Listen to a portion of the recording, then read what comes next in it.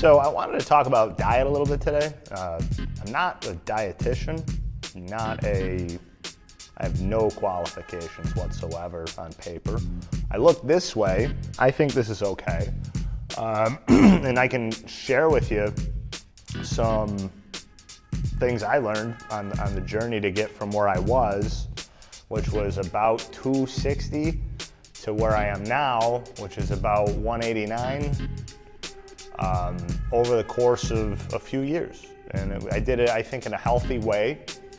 And then I just kind of kept up the journey. And some things I learned along the way, logging your food for sure is if I could go back to 2013 when I really started losing the weight, starting at 265 pounds, 2013.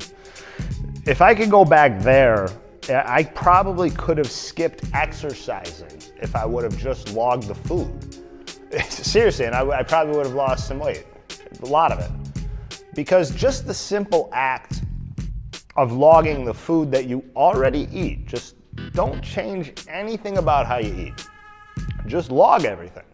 And MyFitnessPal is great. It's got a scan tool. You just scan the food that you're about to put in your mouth, and it's going to tell you the calories and the fat, the protein and the carbs, and it's going to make you see what you're doing.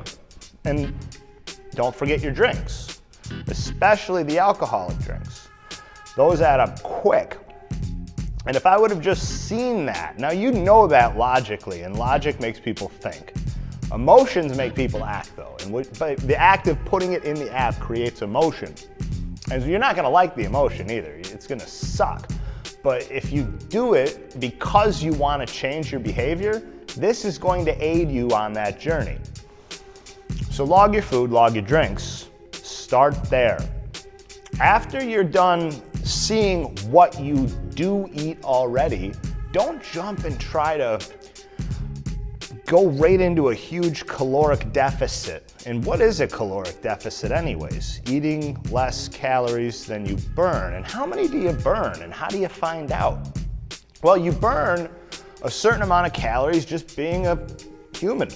And you find out how many calories that is by looking at a TDEE calculator. That's a total daily energy expenditure calculator.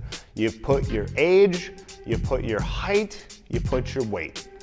If you know your body fat percentage, you can put it, not important. Choose your activity level, and it's gonna tell you right there, this is how many calories you need to eat a day to maintain your current size. How much of a caloric deficit should you get into? Let me say again, I'm not an expert at this, but I can tell you from listening to a lot of experts, I'm a big fan of like Jeff Cavalier, Jeff Nippert. I don't know why they're both named Jeff. I like Coach Greg a lot. I listen to a lot of people who are smarter than me talk, and I regurgitate some shit for people because I'm good with words. So, point was, how much of a caloric deficit should you be in? A few hundred calories, and do it sustainably, okay? Because if you try to put yourself in this 500, 600, 700 calorie deficit, the issue you're gonna run into is that you're going to eventually get so hungry that you're going to binge eat because your brain is really designed for survival. And if it starts detecting that you're in this huge caloric deficit, it's basically saying, look, hard times are, we're gonna hold on to what we have, and then you're gonna have low energy, your workouts are gonna suck, and you're not gonna feel good. And you're not gonna do it sustainably because of how much it sucks. Whereas, if you eat the proper amount of calories, slight deficit, tiny bit, you could actually do that for years and not stop because it's not gonna really make you miserable at all. In fact, when you start eating clean foods, it's gonna be difficult for you to eat enough calories because you're gonna do the TDE calculator thing and you're gonna go, whoa, that much? Yeah, that much. You eat that many calories and you'll do this fitness thing sustainably. You'll look the way you wanna look. It's really painfully simple. It's just not easy.